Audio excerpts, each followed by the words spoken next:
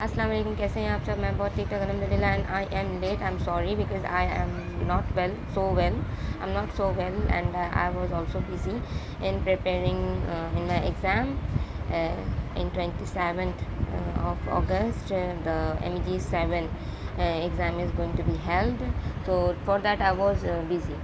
So let's move ahead towards our another new paragraph. Okay, ان 3 paragraphs کے اندر یہ یونٹ ہمارا ختم ہو جائے گا and then we will start from the new unit which is about what is short story. Here what is a short story. Okay, so let's start. Currently, one can confidently say that women writers in English are making distinguished contribution to the short story.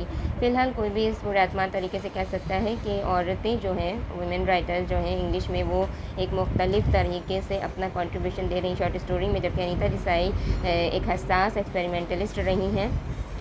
Others are attaining a new level of psychological complexity in story telling and technical innovation.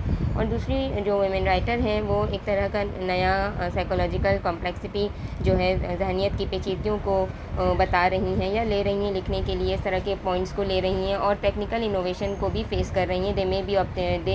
They may not be debating crucial cutting edge. وہ نئی جدید دور کے مدعوں کو بحث میں نہیں لا رہی ہوں یا ان سوالات کو نہیں اٹھا رہی ہوں. Questions as those of personal identity, جیسے ذاتی پہچان کے بارے میں سوال لے لیا جائے. Self and society and the meaning of emancipation. خودی کی ذات ہوتی ہے یا سوسائٹی، معاشرہ، سماج ہوتا ہے، یا اس کی میننگ جو ایمانسیپیشن جو ہوتی ہے، نجات جو ہوتی ہے، اس کے میننگ کو لے کر کے لکھنا. شاید وہ عورتیں جو اس طرح کی کوشچنس کو نہیں لکھ رہی ہیں، فیمیل رائٹرز نہیں پین ڈاؤن کرنا چاہ رہی ہیں یا نہیں کر رہی تھیں. کیوں نہیں کر رہی تھیں یہ آگے ہمیں پتہ چلے گا. From the 3rd paragraph you would be able to know that why women writers were not intently writing all these topics. They do focus on the vulnerability to defeat the results from their attempt at relating themselves to others on their own terms or at withdrawing into themselves so as to preserve the autonomy of their selves. وہ اس چیز پہ focus کر رہی تھی جو کمزوریاں تھیں، جو شکست کے طور پہ ان کے سامنے آ رہی تھی. ان کے خود کی جو اٹیمپٹ کی ہوئی ٹاپکس تھیں یا ایسی کوئی چیزیں جو ان سے ریلیٹ بھی کرتی تھی. بعض دفعہ ہم ایسے رائٹرز کی کہانیاں پڑھتے ہیں جن کی اسٹوریز ان کی پرسنل لائف سے بھی اٹیچ ہوتی ہیں یا ان کے کسی نیئرر پرسن سے یا ایسے جان پہچان کے لوگوں سے کی زندگیوں سے کافی زیادہ انفلوئنس رکھتی ہیں. تو ان چیزوں کو بھی مدعا بناتے ہوئے لکھنا انہوں نے شروع کیا. اور یا پھر وہ خود کو اس طرح سے جذب اور پرزرو نہیں کرنا چاہ رہی ہوتی خود مختاریت کی بنیاد کے اوپر. ٹھیک ہے، from the next paragraph. But they have stop short of exploring. انہوں نے اس طریقے سے اس طرح کی چیزوں کو ایکسپلور کرنا، واضح کرنا، لکھنا بند کر دیا. The interplay between self knowledge and social role. جو ایک انٹرپلے ہوتا ہے خود کی نالج کے درمیان اور سماجی کردار جو ہم پلے کرتے ہیں اپنے آپ سے لے کر سماج میں، معاشرے میں. وچ از انڈیڈ اے پٹی، جو کہ بالکل افسوسناک تھا کہ کیوں ان لوگوں نے اس طریقے سے بند کر دیا.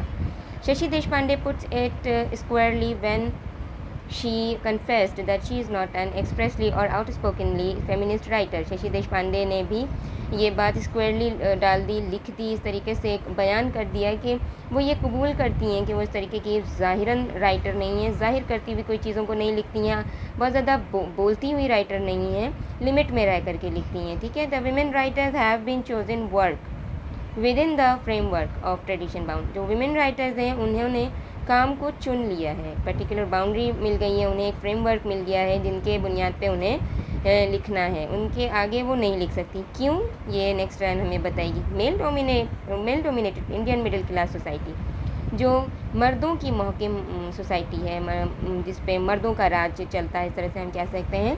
کیونکہ اس طرح کے مدعوں کو اگر فیمیل رائٹرز لکھیں گی تو انہیں فیس کرنا پڑ سکتا ہے، اس لیے نہیں لکھ رہی تھیں وہ لوگ، انہوں نے بند کر دیا تھا لکھنا. The woman they depict are conscious of.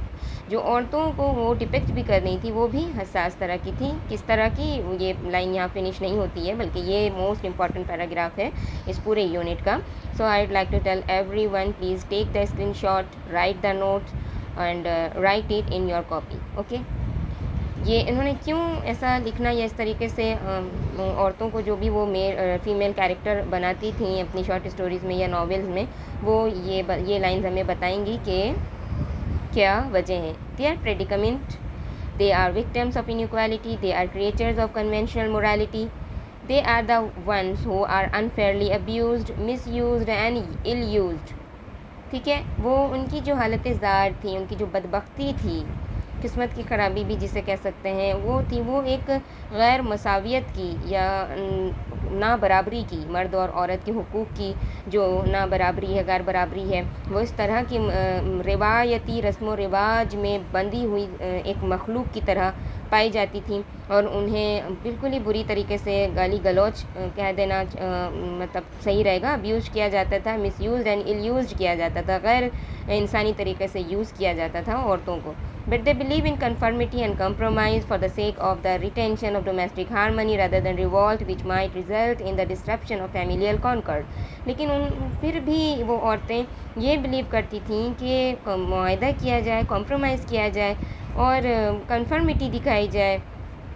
کس لیے؟ For the sake of retention of domestic harmony, وہ برقرار رکھنے کے لیے گھریلو سکون کو، جبکہ ان کا یہ ماننا ہوتا تھا کہ اگر ہم کمپرومائز کریں گے تو گھریلو سکون برقرار رہے گا، آپسی اتحاد رہے گا، گھریلو اتفاق رہے گا، تو اس لیے وہ یہ ساری چیزیں برداشت کرتی تھیں. اور انقلاب کرنا یا آواز اٹھانا ان کے لیے صحیح نہیں لگتا تھا. انہیں یہ لگتا تھا کہ اگر ہم آواز اٹھائیں گے تو ڈسرپشن ہوگا، کس میں؟ فیملیل کانکورڈ میں ہوگا، اتفاق، خاندانی اتفاق ختم ہو جائے گا.